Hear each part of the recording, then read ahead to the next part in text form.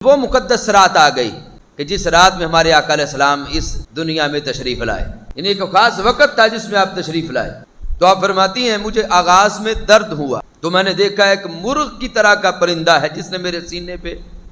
اپنی چونچ ماری اور وہ سارا درد چلا گیا۔ فرماتی میں نے دراز قد کی خواتین کو دیکھا، جن میں ایک حضرت سیدہ آسیہ تھی، ایک حضرت سیدہ مریم تھی، اور ساتھ ان کے جنت کی حوریں تھیں۔ حضرت سیدہ آمنہ رضی اللہ تعالیٰ نے فرماتی میں نے فرشتوں کو دیکھا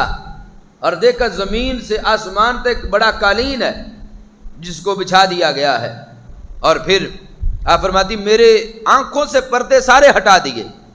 میں نے دیکھا کہ 3 جھنڈے نازل ہوئے ہیں، ایک مشرق میں لگا دیا گیا، دوسرا مغرب میں لگا دیا گیا، اور تیسرا کعبۃ اللہ شریف کی چھت پہ لگا دیا گیا۔ اس کے بعد پھر میرے بیٹے حضرت محمد مصطفیٰ علیہ السلام کی ولادت ہوئی، اور جب آپ پیدا ہوئے فرماتی آپ کو میری نظروں سے غائب کر دیا گیا۔ تو میں نے آواز سنی کہ پوچھنے والے نے پوچھا کہ سرکار معظم علیہ السلام کو کہاں لے گئے؟ کہا ان کو مشرق کی طرف لے گئے، اور پھر کہا انہیں مغرب کی طرف لے گئے، اور پھر آواز آئی کہ ان کو تمام نسل انسانی پر اور تمام زمینوں کی ان کو سیر کرواؤ، تمام آسمانوں کی، تمام سمندروں کی سیر کرواؤ، تاکہ اللہ کی ساری مخلوق جان جائے کہ یہ وہ ذات ہیں جن کی شان ماہی ہونا ہے۔ اور ماہی کون ہے؟ فرمایا سرکار نے انا الماہی الذی یمحو اللہ بہ الکفر، رب میں ماہی ہوں۔ رب ماہی وہ ہوتا ہے رب جس کے ذریعے کفر و شرک کو ختم کر دیتا ہے، جس کے ذریعے کفر کا خاتمہ ہوتا ہے۔ یہ غیب سے آواز آئی کہ تاکہ ساری کائنات جان جائے ان کی شان ماہی ہونا ہے، اور ماہی وہ ہوتا ہے رب جس کے ذریعے کفر مٹاتا ہے۔ آج بھی دیکھو اگر 15ویں صدی کے اندر بھی ایمان ہے، اور اللہ کا شکر ہے کہ ہم صاحب ایمان ہیں، ہم قرآن کے ماننے والے ہیں، ہم قرآن کی اتباع کرنے والے ہیں، ہم اسلام کی اتباع کرنے والے ہیں۔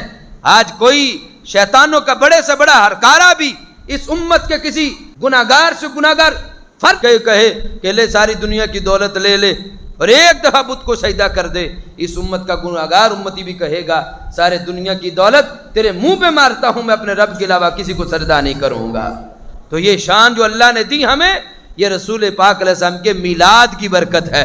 کہ اللہ نے ہمیں اہل توحید بنایا ہے، اللہ کی ذات نے ہمیں اپنا فرما بردار بندہ بنایا ہے اس حیثیت سے کہ ہم اس رب کے علاوہ